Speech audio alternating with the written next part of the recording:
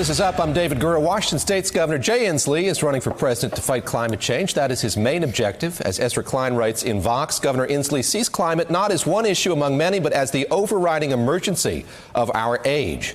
When I met up with him this week, we spent a lot of time talking about the subject, but I wanted to hear him talk about a few other issues on which he's focused. Health care. Washington will become the first state to offer a public option. Immigration. And the economy. Washington has raised its minimum wage, and it's home to some huge companies, of course, including Amazon and Microsoft. In this edition of Politicians and the Pastry Plate at Ross's Restaurant in Bettendorf, Iowa, I asked him about the trade war with China. Remember when Donald Trump said that trade wars were easy to win and he was going to make China to pay for everything? Man, was he wrong. Because you know who's paying for this right now? There are people in Iowa can't deliver their soybeans and corn. People in Washington State that are losing jobs like crazy selling exports to markets. And the reason this is not going well is because of the incompetence of Donald Trump, who has no end game in this regard. Look, we all know that we have to bring pressure on China. I've been involved in that effort for decades. But if you're going to bring pressure on China, it's better to have the rest of the world with you, to have an alliance.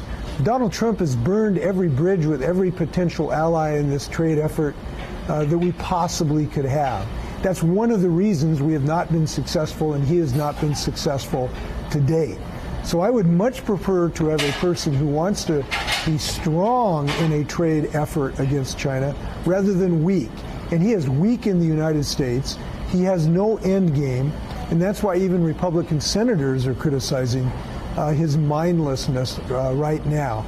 And I hope that we do better, and I believe we will with a new president. Are you a proud progressive? Is that a mantle that you want to take up? I think that's a fair statement, but more importantly, an accomplished progressive. One who actually gets things done where the rubber meets the road.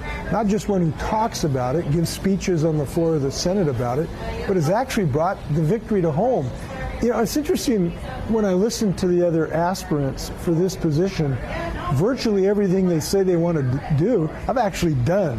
I brought it home. Look, I've heard other candidates say we need teacher pay raises. I brought it home to average 12% for our teachers. I hear say that we need to raise the minimum wage.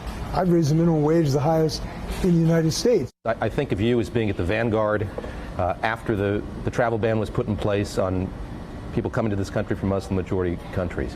How should Democrats be talking about immigration in this campaign? I think Democrats should talk the way I've been talking about it, which is to recognize that diversity is a strength, the law should be followed, and Donald Trump needs to be made a blip in history, in part because of this issue.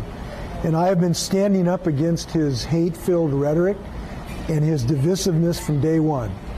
I'm proud to tell you I was the first governor to stand up against his Muslim ban. It was based on hatred and fear. I was the first governor to say we should welcome Syrian refugees rather than bar them. It is the American tradition.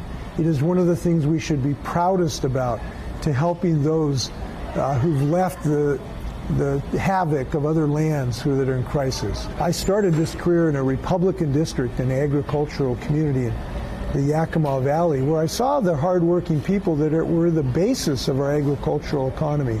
And it is maddening to me that we now have a person that doesn't respect that work. We got to respect the law on our southern border and recognize that a wall that is a personal vendetta of Donald Trump is not a solution to a real problem on the border. We need to follow the law. You talk about him being a blip in history. How concerned or worried are you that it won't be that the policies that he's put in place are ones that are going to have a long legacy after he leaves office?